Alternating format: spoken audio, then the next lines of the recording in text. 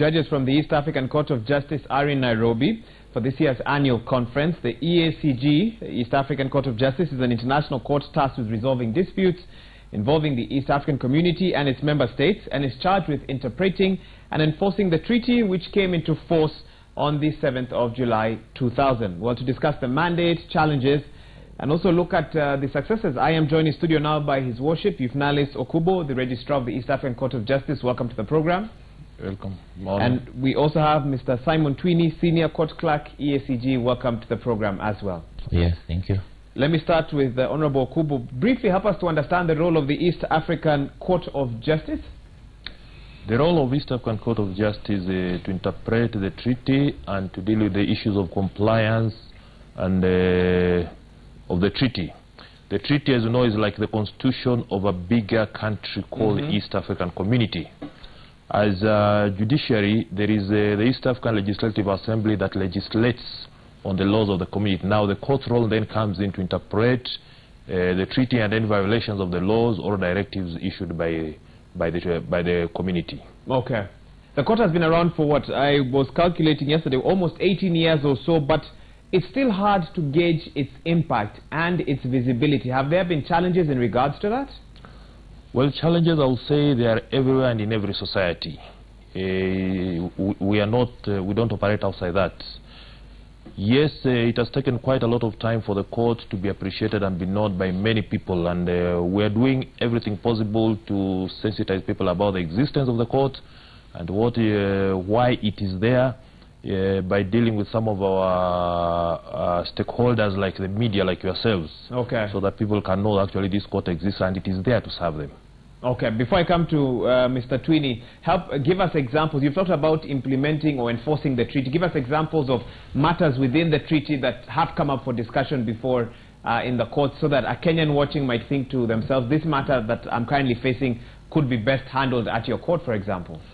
If you look at the treaty, particularly Article 6 and 7, it says all partner states adhere to the principles of rule of law, good governance, democracy, social justice, and principles of human rights as enshrined in the African Charter of People and Human Rights. So where you feel in any of those you have been affected, you are at liberty to come to court. And we've had quite a number of cases, interesting cases that have come to court and have been decided. A good example will be, we had a case of where the Tanzanian government was intending to build a road across the Serengeti. And you know, we always have this annual wild beast migration. That's right.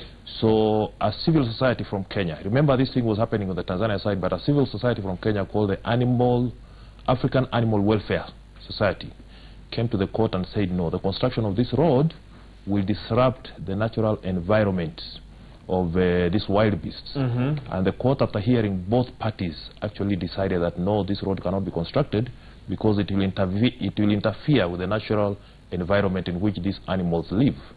That is just one. And of course there was one major one some times back which involved the election of members of EALA in Kenya here, where there was a problem in that there was an allegation that Kenya did not follow the procedure as set out the rules of election of members of parliament of EALA. And people came to court, and the court ruled in favor of those who came to court, saying yes, the procedure used to elect these members of EALA was wrong, so Kenya had to be forced to go back and redo the whole exercise again. Okay. I'll come back to you to figure out how enforcement then works once the court has given its orders. But let me come to Mr. Simon Twini, Senior Court Clerk, EACG. I believe you're based in Kampala. Talk to us about accessibility of this court. Do you have to travel long distances, for example, to be able to access these services, or are they conveniently available to a majority of East Africans? Yeah. Now at the moment, you don't need to move from your partner states to go to Arusha to file your case. Maybe before that I need to give the background. Like East African Court of Justice, it sits in Arusha, but then in the wisdom of the management of the court, the East African Court of Justice opened the sub-registries in all partner states of in Nairobi here, then in Kampala, Kigali, Burundi, and then Dar es Salaam. These sub-registries were opened on the 1st of April 2012. So the sub-register has been now in all partner states for the last 6 years. Now, you don't need to go to Arusha to file your case. You just move to where the registry is located, then you file your case. You don't need to buy air ticket to go to Arusha. So now it's making court easy to access by the people. Okay. Yes. What sort of matters have been brought before your sub-registry in Kampala, for example? Just give us examples. Their references are brought to the registry. Then they are castrated, that has been also filed in the sub-registry. There are so many applications that are filed in the sub-registry. For example, as the registrar had said, the issue of election, the South Sudan brought also the issue of the election. The government of South Sudan did not follow the procedure laid down under the treaty to send the members to Eyala, and they filed their cases in the sub-registry. In the sub-registry. Yes. How do you link the sub-registry with the court in Arusha now? What sort of link do you have on the same? What we do, we have a system now. We use e-filing, where you file your case, we receive. After receiving the cases, we scanned. After scanning, just a tap of a click, the cases are in Arusha. Okay. The registrar is able to receive them, to know today this particular case is filed. But at the same time, we still use the hard copies we send through courier and goes to Arusha. Okay. Yes. Let me come back to your worship, Okubo. Let's understand what this court can do to handle conflicts. For example, last year was a bit of a hectic time for Kenya with its neighbors. Conflicts with, for example, Tanzania over the confiscation of Kenyan cattle that was being grazed on Tanzania as part of the border. And then those cows were then auctioned. What can the court in this particular matter have done if the matter was brought before them? Well, first of all, maybe let me point out that no court moves out to go and hear any matter. The court has to be moved by somebody aggrieved.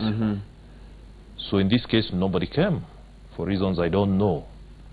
Were you surprised reading the headlines and seeing that clearly this is a dispute between East African nations, and yet no one has come to seek your interpretation or your view on this? Well, I wasn't surprised because it is somebody's right to go to court. He can choose to go or not to go for reasons which we don't know.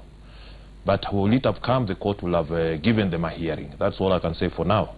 Okay. Yes. Do East Africa's leaders show the goodwill to support the court? We have seen cases in different parts of East Africa where certain leaders decide to go outside the law or outside their own law in how they rule. For example, we know there's been a bit of a challenge in a country like Burundi, for example. Do you say as a court you receive all the support that you need? And also, do you feel that if you were to give, or when you give orders, that they are followed by the respective countries? I think there is political will to support the court and the community at large. And like the examples I've given you of the court orders that were issued were complied. Like the ones that said go back and do things properly. And were directing the governments, go back and do the elections properly. They were complied. We have not had cases of non-compliance of our court orders. We have not seen any. So there is goodwill indeed from our political leaders. Okay. Yes. Mr. Simon Twini, help us understand the difference between the function you play and what the function that the Africa Union plays, because I believe they have their own setup of a similar nature. And one of my colleagues actually asked, is this another ICC, when he first heard about the East African Court of Justice? Just help us to separate what your body does vis-a-vis all these other bodies that other Kenyans might be asking about. Yeah, but I think there is no much difference. What we do, we are partnering. All of us, we want to meet the justice to reach the people. Now the difference is we operate within East Africa. An African court works within the whole of Africa. But that would be like the AU court, for example. Like the AU court, yes. We are partners. We are just a small group of East Africa that is also doing justice to the people of East Africa. But all the aim is to make justice to the community that we operate in. Okay. Yes. Your Worship Okubo, you've been having a conference this week. Talk to us briefly about the theme, the goals, and where you see the court in the future. What's the plan for the court? Because, of course, I'm sure there's some goals that were set or have been set in the past and you're looking to achieve. Yes, we have been having a series of meetings the whole of since last week. One, we had a training of judges on arbitration. Our treaty also gives our court arbitration jurisdiction. So besides them just being judges of the court, they are also arbitrators. So we're just improving their skills on that. While also in Nairobi, we looked at our rules of procedure. We keep reviewing them every now and then. The more we use them, the more we face challenges of them, and there is always, it's important to always review to try and make it more user-friendly and easily accessible to the litigants there. Then we are also looking at the next 5-year strategic plan, where we want to be, because our mission is to be a world-class court dispensing justice. So we are looking at our strategic plan to see how we reach our vision. Then we'll also be having what we call the plenary of the court, where we'll discuss the general management of the court, arrange the program of the court, and other issues may be decided by the council or by IALA that affect the court. That is generally what we have been doing, and that's what we'll continue to do until the end of this week. Okay. You say you want to be a world-class court, but there have been concerns over the fact that your judges, I think 11, possibly 2 from every state, do not enjoy permanent status. They have 1 term, should be of about 7 years, so you have to keep retraining judges. How sustainable is the court in this current format? How long can this keep going on? Is it sustainable long-term? Well, maybe you also need to look at the international standards as far as international courts are concerned. Most of them, you are appointed there for a term. Then you go back to your state, another team comes. So we are just also going by the international standards. The judge's appointment, you are appointed for a term. So it is the sessions that I can say are not permanent. The sessions are ad hoc because we are still undergoing the transition phase of the courts. Until we finish that transition phase of the court, and then all judges will be sitting in Arusha permanently. But for now, that is still bound to happen until our heads of state change that procedure. Okay. And Simon, let me give you a chance to give us your final thoughts on this. Even as we wrap up, what would you like our viewers to know, even in your final comment about this court? What we want our viewers to know is that East African Court of Justice is there for them, to serve them, and what they are supposed to do, they are supposed to go to all the sub-registries. When you are here in Nairobi, come to the sub-registry, you get to know more. And this is how justice will come nearer to the people of East Africa. Okay. And a question that has just come up, and you obviously have been following what's been happening in Kenya, the back and forth over court orders and how to enforce court orders, etc. And I know you've told me, and this is to you, Worship Okubo, that your orders are followed. How do you then, for example, if someone comes to your court with a matter about a different somebody else, and the court gives orders on the same, how do those orders reach that person? Do you have mechanisms to sort of ensure that people are served where necessary, etc.? Just walk us through that, because it's been a big discussion in Kenya about how court orders should be served to respondents, etc. I think service of court orders or any court process is more or less the same anywhere, whether international or at national level. Service is more or less the same. Now, when it comes to compliance, again, we have looked at all international court. There is no international court with its own specific enforcement mechanism. Now, when it comes to enforcing, let's say, a court order from the East African Court of Justice, if, for example, the issue arose in Kenya, yes, whoever has received that ruling in his favor then has to come back to where it is supposed to be executed and use the national courts to enforce that order. And that is the practice all over. There is no international court that has its own enforcement mechanisms. Okay. And in cases of, I guess, contempt of court, the petitioner can come back to your court and seek can always come back to court and say so-and-so has disobeyed the court order and I want him cited for contempt of court. Okay. How would you rate the court system in East Africa? Where are we in East Africa when you look at the rest of the world in terms of judicial independence, when you look at the ability to get justice? Because you said that all bodies are generally looking to get those who they represent justice. Where would you rate East Africa? And this is to both of you, just to get your thoughts on this.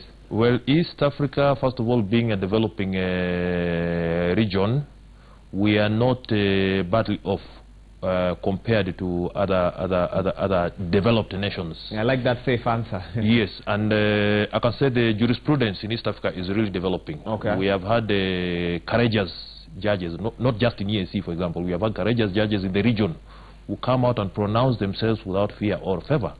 And we see them free working, not just in EAC, but even in other countries of East African community. Okay, and Simon, for you? Yeah, it is true. We are moving on well. When you look at the decisions that are made, the number of cases that East African Court receives, there are quite many. Like in Uganda, there are so many cases. People are coming to know, and they are accepting the court's decision. That means, like, yes, people are appreciating what the court is doing to them. Okay. Yes. And for your worship, Okubo, there has been a lot of discussion, especially in Kenya, about the need to move from handling certain matters in the courts, rushing to the courts immediately and moving on to arbitration and mediation. Let me get your voice on this, especially in Kenya, when we have, issues in families over property. Once the most senior member of that particular family passes on, there have been squabbles that have dragged on in court for a very long time. Let's talk about the impact of, mediation, for example, on solving some of these disputes.